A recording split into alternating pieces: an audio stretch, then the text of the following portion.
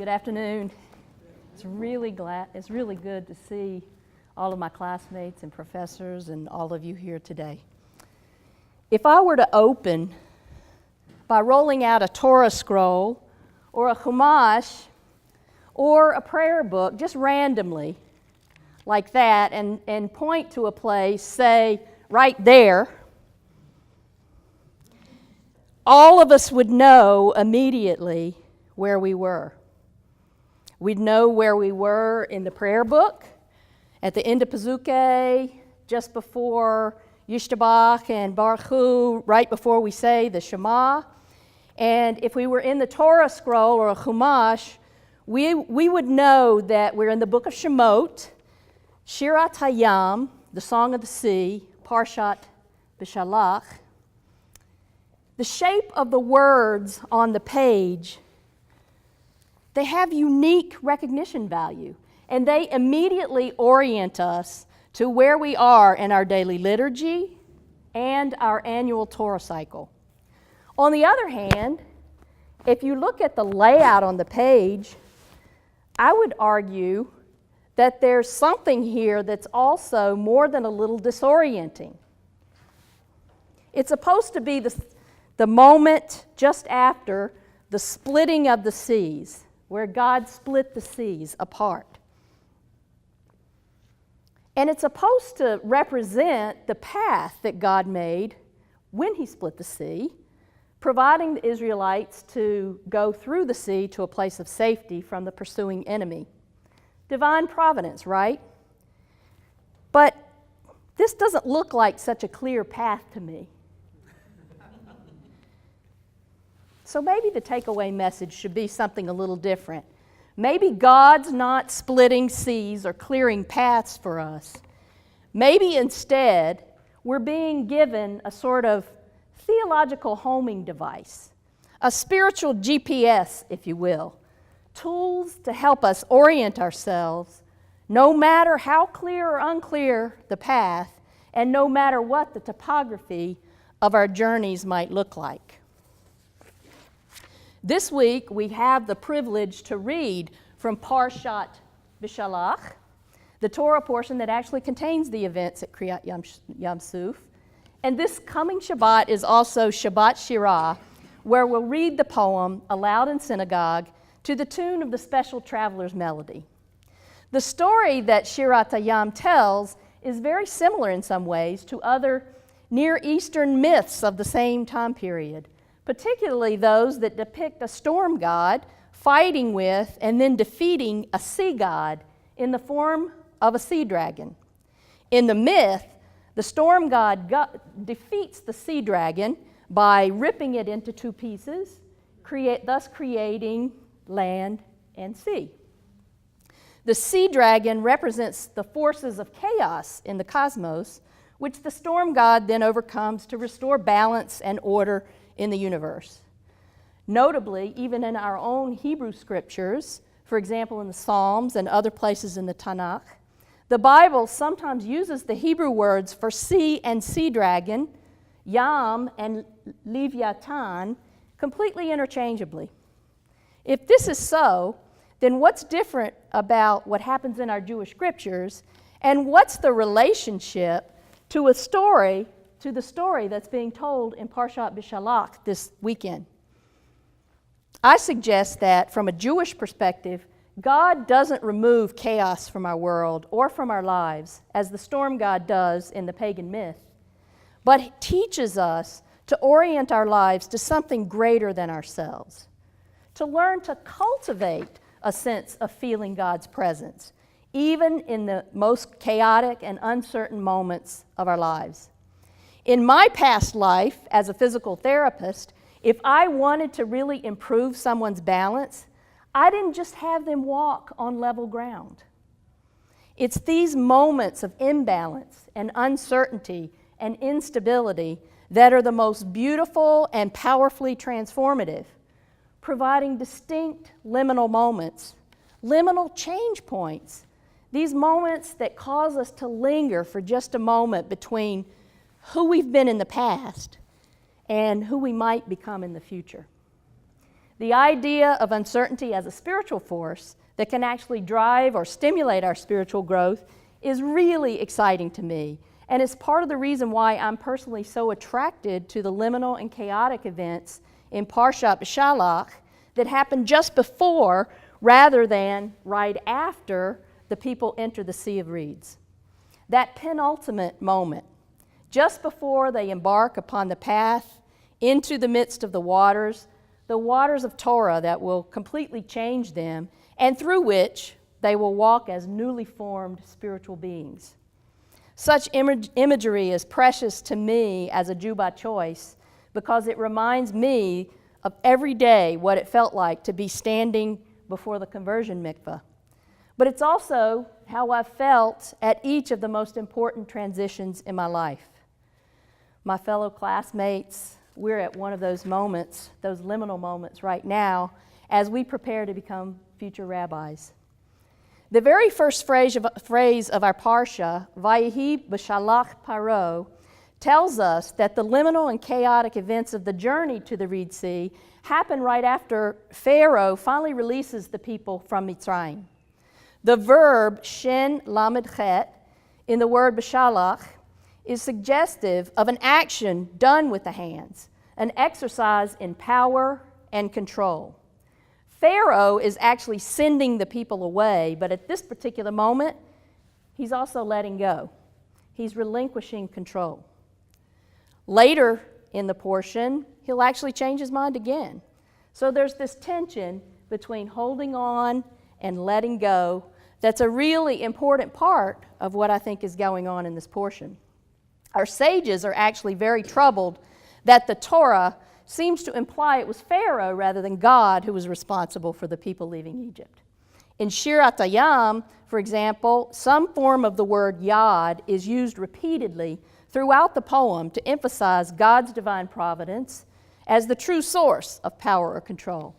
There's a chiastic structure in the poem where the actions of God's hands are found at the beginning of the poem and at the end of the poem, and they actually envelop the evil speech of Pharaoh right in the middle.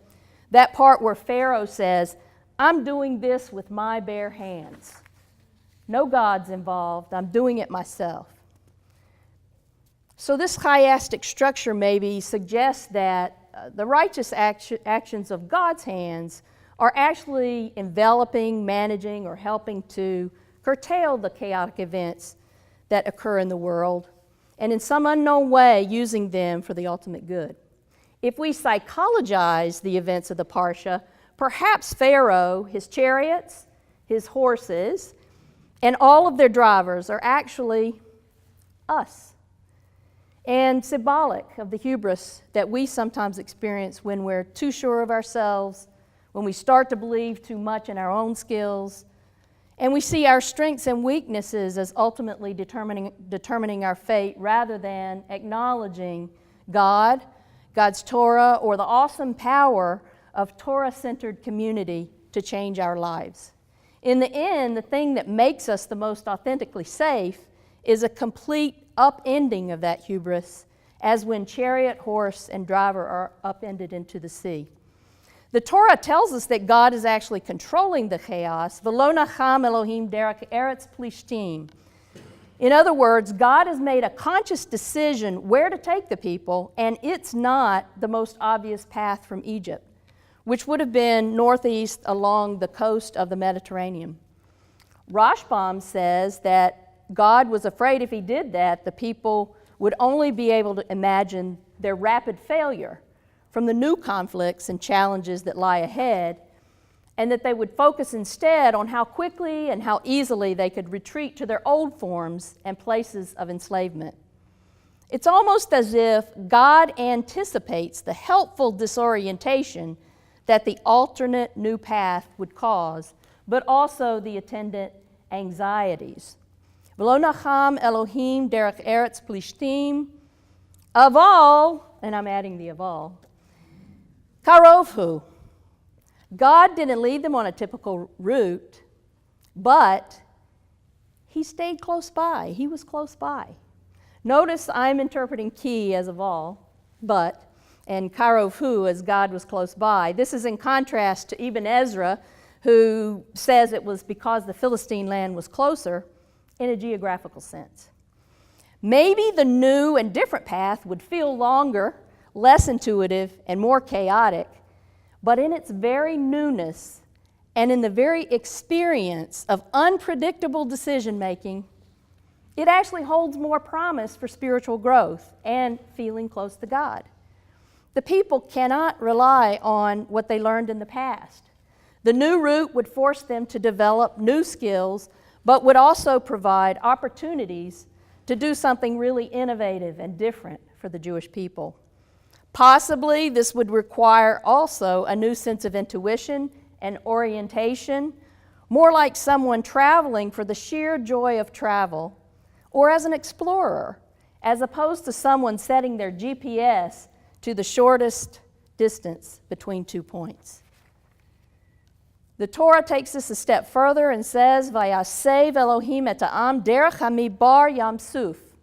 The verb vayasev means to turn around, to go around, to turn about, to go around, or to surround. God caused the people to turn about, sort of like a savivon, a dreidel, in the sense of being a little dizzy and disoriented.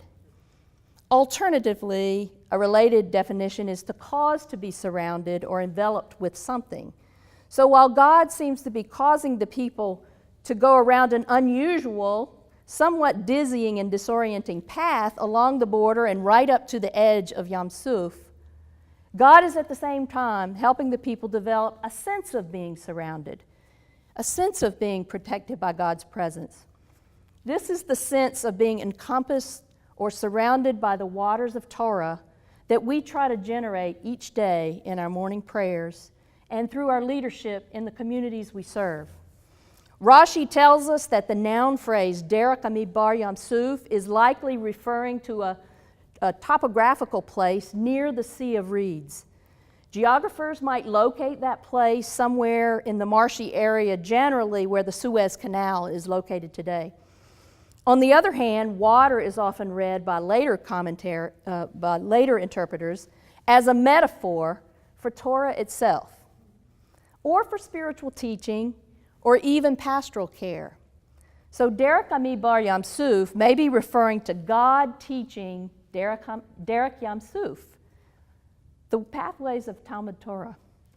The problem is that the people don't actually have the Torah at this point in their journey, and they're only just beginning to trust in the spiritual leadership of Moshe.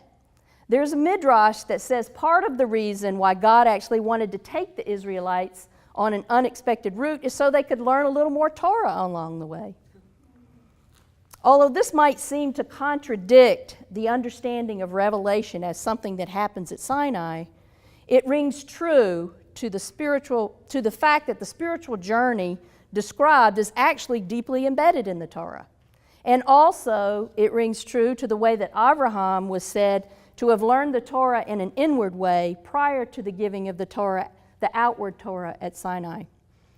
Or perhaps we might read Derek Amidbar Yam Suf as the pathway to the Sea of Ending, the place or manner of ending one part of a journey before taking up the new path. From this view, the path to Torah at Sinai might be better viewed as a never-ending series of steps or spiritual levels in Torah, with each level ending with the crossing of a new ocean. Rabbi Nachman of Bratslav, the famous turn of the 19th century Hasidic master, in his collected teachings, Likutei Moharan, suggests that every step or stage in our spiritual journey contains its own series of actions and things we're supposed to learn from them. A constant oscillation between doing and understanding that he calls Naaseh v'Nishma. From this theological perspective, all of our lives will have multiple significant stages, multiple levels, multiple oceans, and every stage has its own Naaseh v'Nishma. Yam Suf is simply the sea at the end of the next step. The Nishma, or the Torah that you have learned, the incremental place of greater understanding and growth in Torah, where God ultimately wants us all to be. Adding to this idea of feeling God's presence even in the most uncertain moments is the image in the Parsha of the guiding cloud that directed the people during the day, and the pillar of fire that allowed them to travel continually at night. I don't know about you, but on a cloudy day, I don't always feel like I can see more clearly. But I do almost always feel that the cloudiness of the day changes the way I see and perceive. The pillar of fire at night suggests a divine lighting up of the darkness, the dark night of our existential confusion and sense of feeling lost in the world. Spiritual travel in times of darkness may help us to see a distinct part of our path a lot more clearly. The Zohar compares this creative moment of chaotic potentiality to the point in time just before God created the world. That moment is described as a cluster of vapor forming in formlessness, or as a state of energetic potential that has not yet taken recognizable shape in the world. Friends, this is the exact point where we are now. A formless energy, a place bursting with creative potentiality, with fellow rabbis-to-be who have already been chefs and journalists and poets and lawyers and physical therapists and movement scientists and epidemiologists. I could go on and on. You might say we didn't exactly all take the direct pathway to get here, but I'd like to think we all took Derek Hamid Bar Yamsuf. May we all continue to see each step of the rabbinic journey as the journey itself, with its own Torah to do, to learn, and to teach. Naaseh v'nishma. May we continue to orient ourselves daily towards Derek Hamid Bar Yamsuf, not necessarily towards paths with the clearest topography or the fewest obstacles, but those that provide the greatest potential to influence and orient the ongoing collective journeying of the Jewish people. Baruch atah Adonai Eloheinu melech haolam she'achiyanu v'kiyimanu v'yagiyanu lazman hazeh. Amen. I'd like to thank Professor Fishbane for helping me with my Devar, Rabbi Nevins and Rabbi Siegelman. Where's Rabbi Siegelman? For your spiritual leadership this past 5 years. Luca Miara for davening so beautifully today and being one of my first study partners here at JTS. To my wife Bina and my lovely family for being here to support me today, and to all of my professors and classmates for all of the Torah that you've taught me.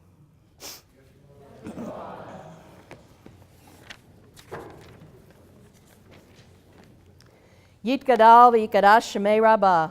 V'yamad divrach hirotei v'yamlich malchutei v'chayechon v'yomechon v'chayed kol beit Yisrael b'agalav v'zman kariv v'imru amen. Yehei shmei rabbah mevarach le'olam elamei amayah. Yiparach v'yishtabak v'yipa'ar v'yitramam v'yitnasei v'yitadar v'yitalei v'yitalal shemei dechudashah b'reichu le'ela min kol birchata v'shirata. Tushbachata v'nekamata damiram v'yalma v'imru amen. Al Israel v'al Rabbanan v'al Talmidei Hon v'al kol Talmidei Hon v'al kol mandi oskim b'oraita divi atra adain v'di v'kol atar v'yatar.